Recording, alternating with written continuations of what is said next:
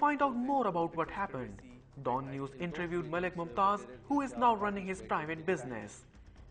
He proudly showed us a letter of appreciation from Benazir Bhutto for exposing the conspirators. Although you played a very crucial role in exposing the conspiracy Midnight Jackal, but many people would like to know, where did you hide the cameras?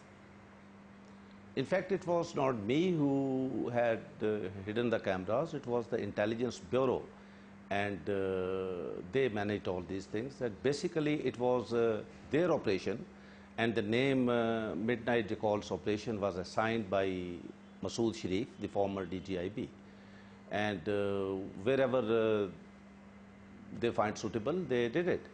And initially, it was in the, I think, in one of the ACs, in air conditioner, and the second time it was in a clock.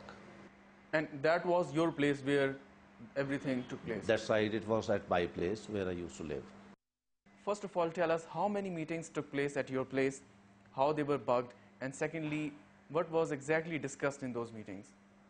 There were 4 meetings altogether, starting from 28th of September 1989 till 6th of October 1989. And all these meetings took place at my residence. And in those meetings, Brigadier Imtiaz participated 3 times. Malik Naeem MNA from Khushab, he participated 3 times. Arif Awan and Rashid Bhatti, they were fully participated. And Haji Gulsher participated once, Senator Haji Gulsher, he participated once. Now, in these meetings, the major topic of discussion was the PMLN, or for that matter, the IGI wanted that they should defect, the PPP MNAs should defect, and they should join the PMLN or whatever you may call it, IGI, and they should help us in removing Benazir in the vote of confidence which was expected in a couple of weeks. So they were offering like plots and money and all those things and the ministries, and the formula was being set up. And the final deal was supposed to be finalized by Mian Nawaz Sharif on 6th of October. But Zahir Sarfraz informed him, please don't visit that place, it is bugged and you are going to be in trouble.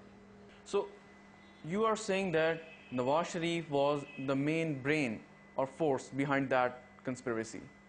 According to Brigadier Imtiaz, yes, he says that it is under the instructions of, not instructions, as per desire of Mian Nawaz Sharif, and he was also saying that the army is backing us. We have a mandate from the army.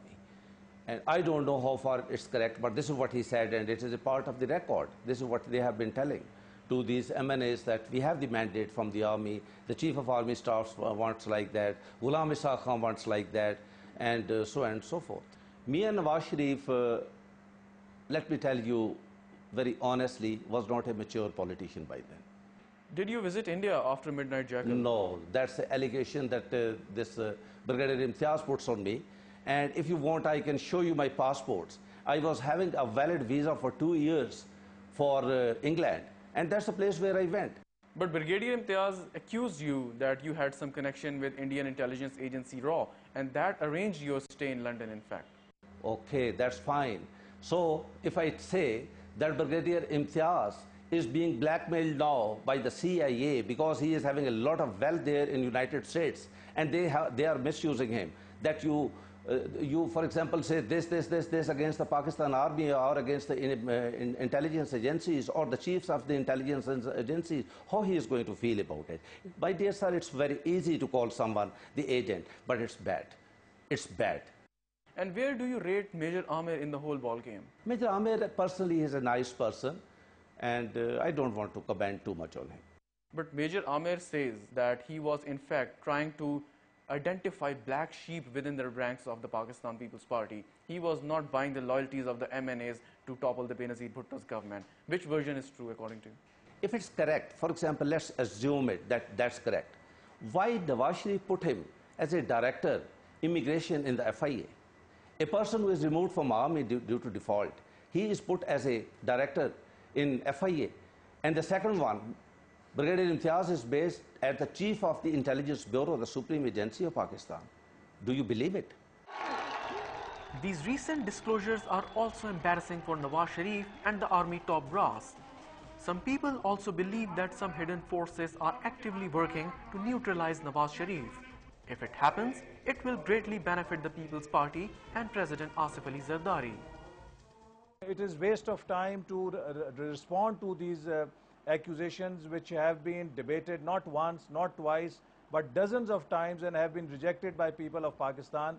It is only a malicious and sinister campaign to defame Mr. Nawaz Sharif, who continues to enjoy very high popularity, and there are certain circles, certain quarters, certain people who feel threatened from his popularity, and they're only trying to defame him. That obviously raises a question. Can there be any end to such conspiracies? Several proposals were made in the past to curtail the role of agencies in the politics. In 1989, Prime Minister Benazir Bhutto constituted the Zulfikar Ali Khan Commission. The commission finalized a set of recommendations to extricate the intelligence agencies from political affairs. The commission recommended that the Intelligence Bureau should have exclusive powers in political matters pertaining to the internal security of the country. It also maintained that the ISI must not be allowed to step into the IB's exclusive domain. Pakistan's intelligence agencies have sometimes been described as Frankenstein's monster. The problem is, once the monster is unleashed, it cannot be reined in, and the will of the people is often forgotten as these agencies make or break political administrations.